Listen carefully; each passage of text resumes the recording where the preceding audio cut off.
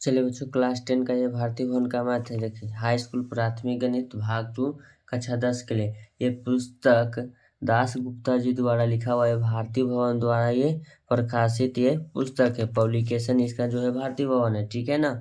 चलिए हम लोग आज पढ़ेंगे बहुपद। नया चैप्टर का नाम क्या है?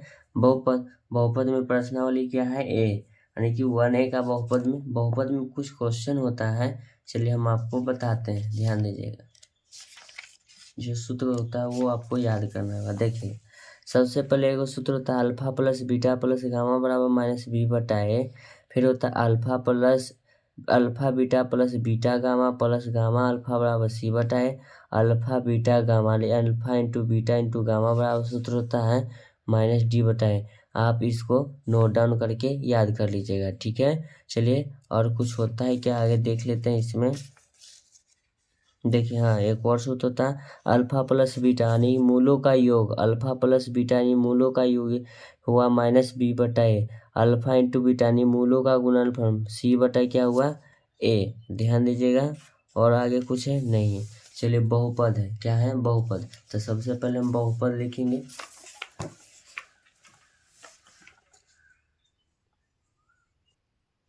ये मेरा बहुपद क्या है? बहुपद। बहुपद में प्रश्नावली 1A चल रहा है।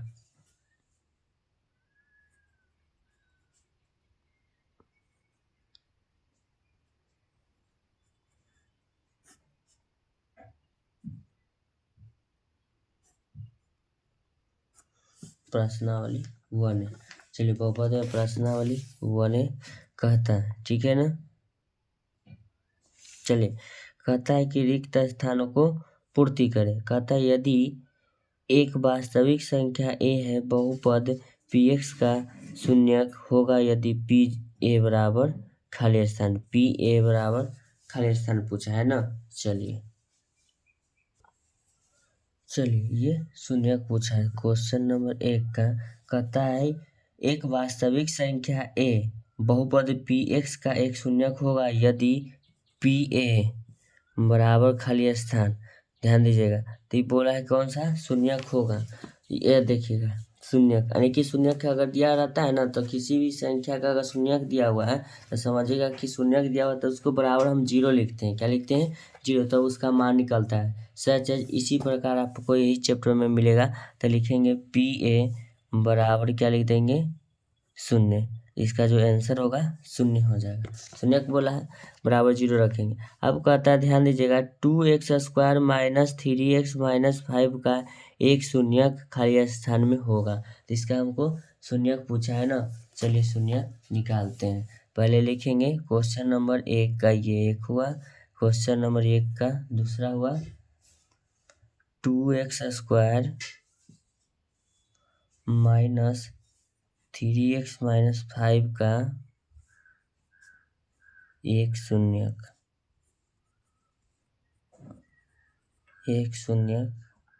है। क्या है? एक शून्यक है। चलिए, शून्यक पूछा है तो सबसे पहले आप लोगों को तो गुणनखंड आता होगा।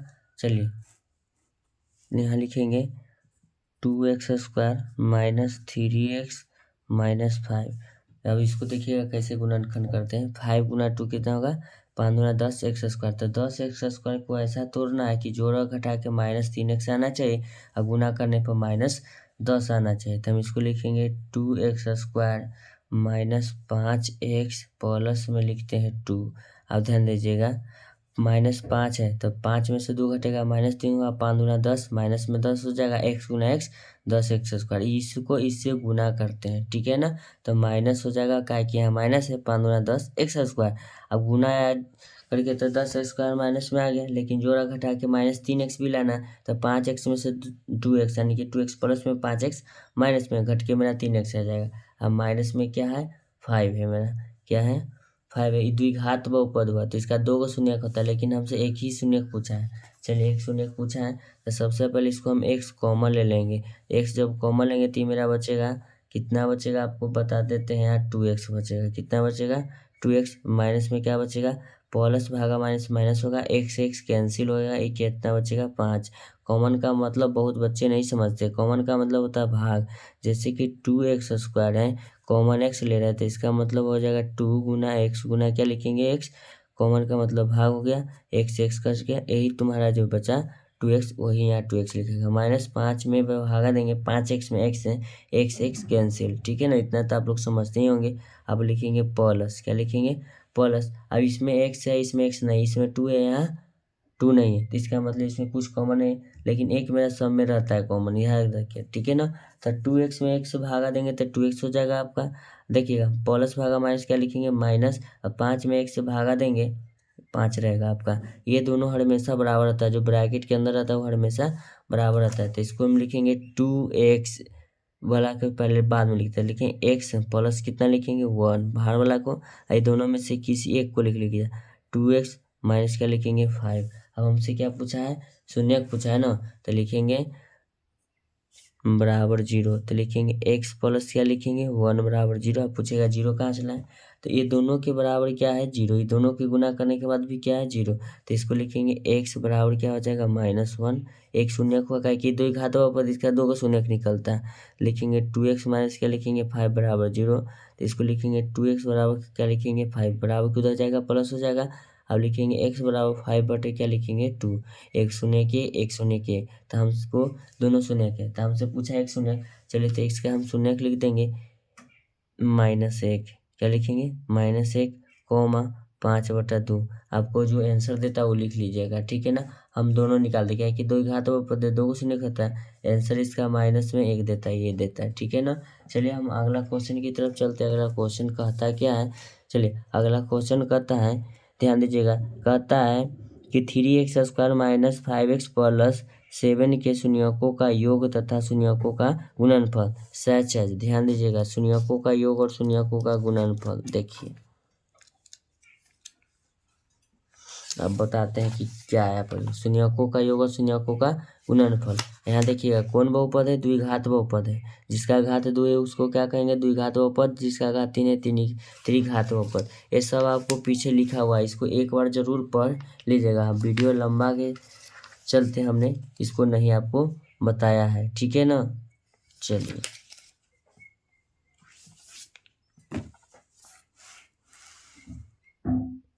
क्वेश्चन नंबर आपका 3 लिखते हैं। क्वेश्चन नंबर 3 में आपका 3x² - 5x + 7 के शून्यकों का योग पहले लिखते हैं।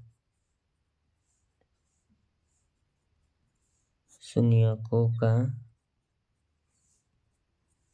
योग क्या लिखेंगे, शून्यकों का योग, तो शून्यकों का योग होता है अल्फा प्लस बीटा, लिख देंगे शून्यकों का योग बराबर होता है अल्फा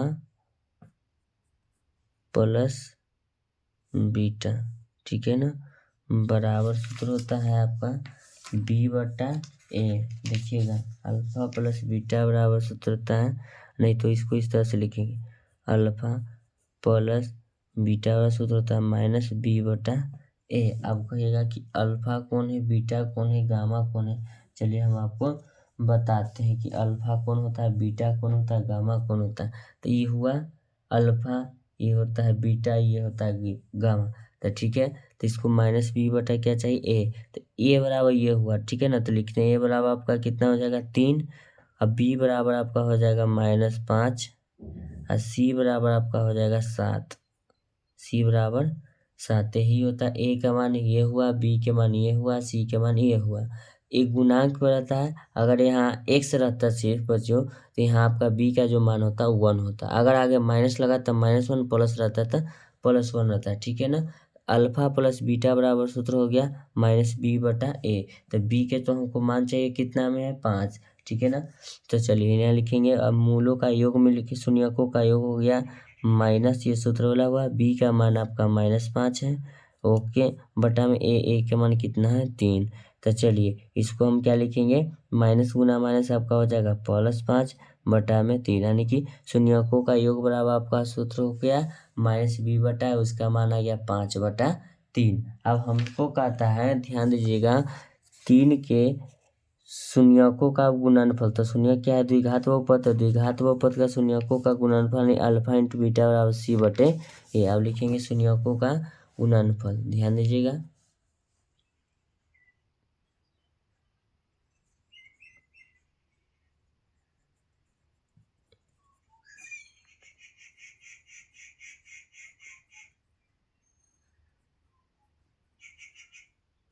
शून्यकों का गुणनफल बराबर सूत्र होता है सी बटा ए। शून्यकों के गुणनफल बराबर सी बटे, यानी कि इसको हम कह सकते हैं अल्फा इंटू बीटा बराबर सी बटे ए। ठीक है, चलिए, तो सी बटे सी के मान कितना है 7, 7 लिखेंगे, बटा में ए के मान आपका 3 है, यहाँ लिख देंगे 3। यही आपका हो गया शून्यकों का गुणनफल और शून्यकों का योग। ठीक है, शून्यकों का गुणनफल बराबर सूत्र होता है सी बटाए शून्यकों का योगफल बराबर सूत्र होता है माइनस बी बटाए गुणनफल सी बटाए। Thank you so much. ऐसा ही वीडियो का कंटेंट पाने के लिए आप मेरे चैनल को लाइक करें, चैनल को सब्सक्राइब करें। Thank you so much. आप फिर मिलते हैं नेक्स्ट वीडियो में।